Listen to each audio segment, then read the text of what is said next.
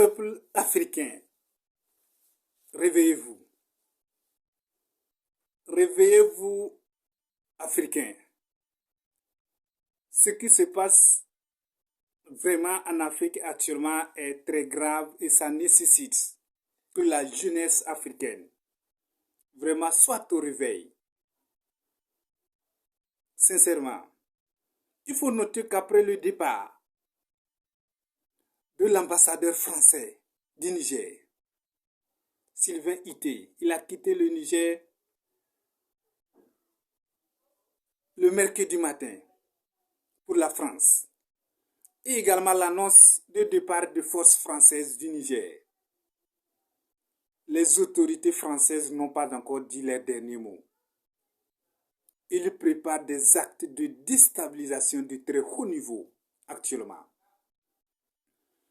Il faut noter qu'ils ont ciblé les trois pays africains. Le Burkina Faso, le Mali et le Niger.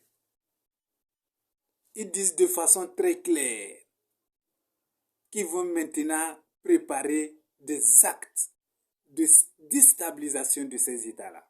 De façon très claire, ils ont été clairs. Même devant une chaîne populaire française, LCI.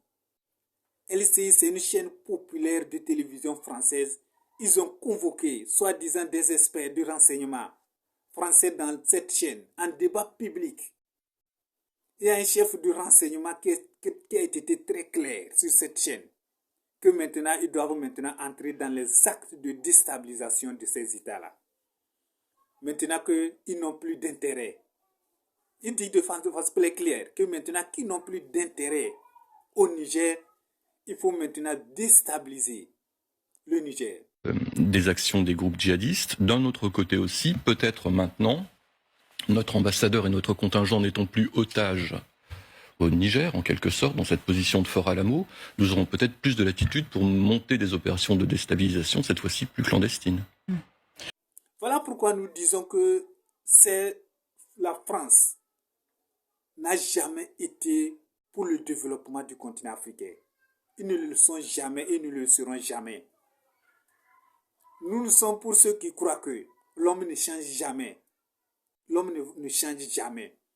Puisque s'il faut remonter dans l'histoire, la France est d'abord venue nous esclavagiser.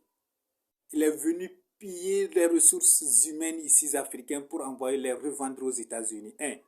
Après, ils sont venus nous coloniser, nous détruire, nous prendre nos ressources, nos sols. Et maintenant, ils sont là qu'ils veulent nous aider avec leurs forces françaises. Ils ne sont pas là pour nous aider. Africains doivent comprendre de façon claire qu'ils sont là pour continuer par nous appuyer également. C'est le néocolonialisme qui continue. Nous ne sommes pas encore indépendants. Pourquoi? Parce que s'ils étaient là réellement pour nous aider, pourquoi dès que maintenant leurs forces partent, ils n'ont plus d'intérêt, ils disent qu'ils vont maintenant déstabiliser? Est-ce que aider à déstabiliser un pays, c'est en l'aidant?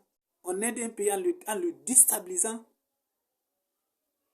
Vous devez noter qu'ils ne sont pas là pour lutter contre les terroristes.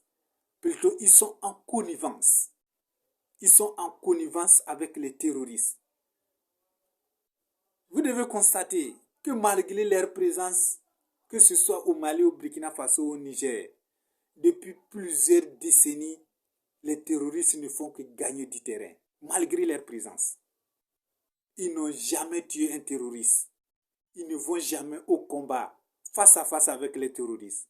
Alors, à quoi vaut leur présence sur nos sols, si ce n'est pour armer les terroristes, pour permettre aux terroristes d'occuper des zones où les ressources minières se trouvent, afin qu'ils ne puissent, en tout cas, prendre ces ressources en échange, envoyer des munitions à ces terroristes-là.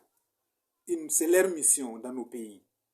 Donc les Africains doivent comprendre clairement que les forces françaises n'ont plus leur place ici, en Afrique, qui n'ont qu'à rentrer directement à Paris.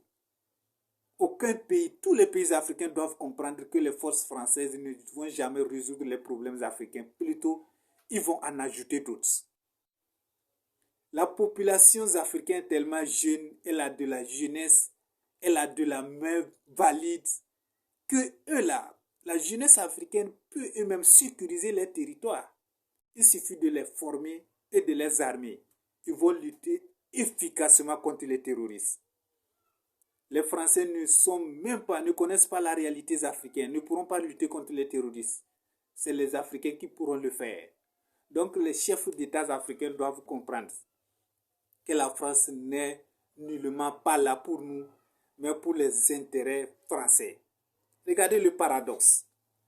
Eux viennent piller l'Afrique pour nourrir la population française. Au même moment, la population africaine, elle ne trouve même pas à manger, à se loger. Regardez l'exemple du Niger.